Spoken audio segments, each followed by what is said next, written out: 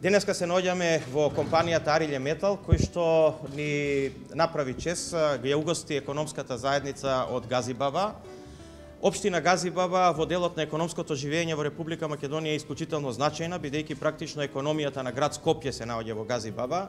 Од таа причина денеска јас дојдов да се сретнам со стопанските субјекти во општина Газибаба и да ја уште еднаш објасниме законот за економски раст во Република Македонија, односно за финансиска помош на компаниите и при тоа да влеземе малце подетално, да истиот им го приближиме на стопанствениците, да поразговараме за сите отворени проблеми и теми кои што ги имаат. Јас ја користам приликата да се заблагодарам на градоначалникот на општина Газибаба, кој што ја направи иницијативата, кој што покажува дека е посветен на економијата во неговата општина, и да се заблагодарам на домаќинот на компанијата Арилје Метал, кој што е една од најреспектабилните и брзо растечки компании во Република Македонија и што е најважно извозна компанија, која што мислам дека е кандидат за користење на финансиските средства од програмата за економски раст. 2745 се вкупно деловни субјекти компании во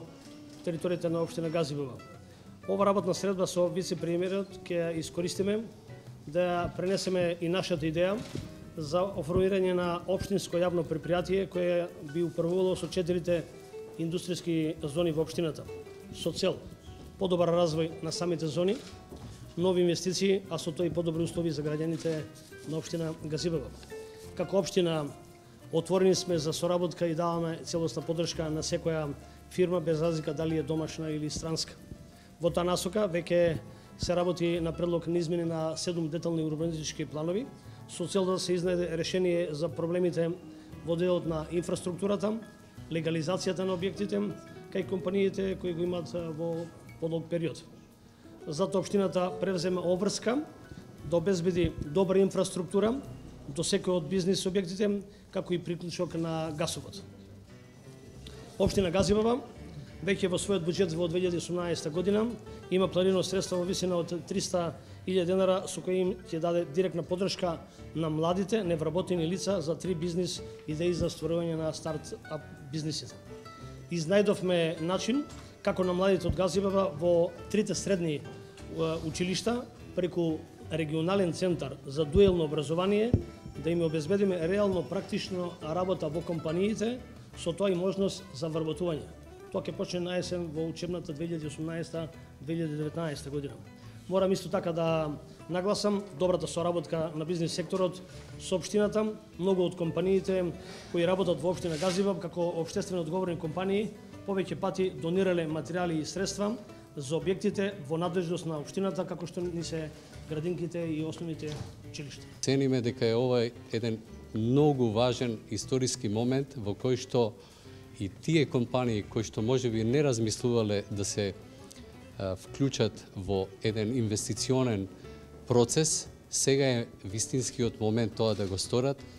Зошто? Затоа што преку инвестициите се зголемува техничко-технолошката конкурентност на компаниите, се мобилизираат сите внатрешни и надворешни фактори кои што влијаат да ние, ако сакаме како една економија која што сме релативно мала, која што имаме само 4,85% извозни компании или околу 13,5% увозни компании, тоа наведува на заклучокот дека ние сме една само локална економија. Ние не сакаме и не смееме да се помириме со една таква состојба. Овој закон е извонреден, значаен, може да се надоградува. Јас размислувам, имам своји идеи.